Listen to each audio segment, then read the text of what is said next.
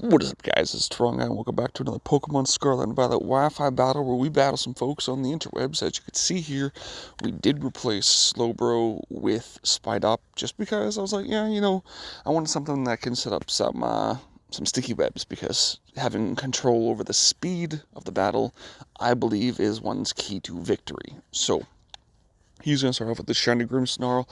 You know, screens, it's what they do.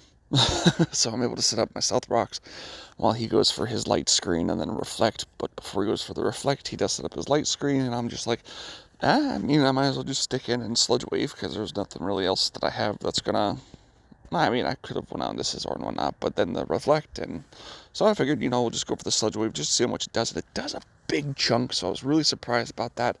He's going to go for the Parting Shot, which is going to give him his free switch. I'm like, oh, great, who's going to go out into? It doesn't matter, because he's going to get hit with the rocks, so that's great. So any kind of sash that he might have in the back. And, soon comes his Hydreigon. I'm going to take that Sludge Wave like a champ, so I'm like, I really don't have anything that's going to handle this, so we're going to go ahead and swap right out into a Moongus, because if anything's going to take his Draco Meteor or his Dragon Pulse or Dark Wave, it's going to be him. Or Dark Pulse, sorry. So he goes for the Nasty Plot. I'm like, great. Now I'm really glad that I went out to him, because I know figured I could probably handle one, which I can, and I'm able to get that Spore off to automatically put him to sleep, so I can go ahead and clear Smog the next turn, which is exactly what we do to get rid of those status changes. Get rid of his boost, which is great, because now I'm just like, well, depending on how long he stays asleep for, I can sit here and go for Geeky Drain, or I can keep going for Clear Smog, because Clear Smog actually did a lot more damage than I thought it was going to, especially with the screens up. But the way that I say it here, I'm burning out screen time, because if I burn out the screen time, then I really don't have to worry about later on down the road. I do click Spore here, predicting that he would wake up, but unfortunately he does not wake up, so I don't get the free Spore, which is kind of, unfortunate. I should have went for the double up here. I really should have doubled up on Spore, because if I would have, I could have gotten him to sleep or whatnot. So instead I go for the Clear Smog, predicting him to predict me, to predict that, to go for Nasty Plot, or predict me to switch or something. So I'm in my own head, I'm overthinking things. Go for the Clear Smog, does quite a bit of damage. As you can tell, this thing is bulky. Our Amoonguss is bulky because they're just naturally bulky. They're bulky Shroom Boys, so that's great. He's going to take me out to the Dragon Pulse, but his Life Orb is going to take him down as well, so that is fantastic. So now I'm going to go on to Scizor just in case he decides to go back into his Grimmsnarl, so I could Bullet Punch and, take him out, or what have you. He brings out his Gyarados instead, which I'm like, crap, he's going to intimidate me. So, well, yeah, that is exactly what he does. Now, I don't have U-Turn. I really need to get U-Turn on this Scizor. So I'm going to go ahead and I'm going to hard switch right out into Glimmora. He can go ahead and Aqua Tail, that's fine. He does get a crit. I think I could have survived if he didn't. That way I could have got 2 sets of Toxic Spikes up, but unfortunately that's not how things worked. I am able to get 1, and, I'm going to go out into Trent.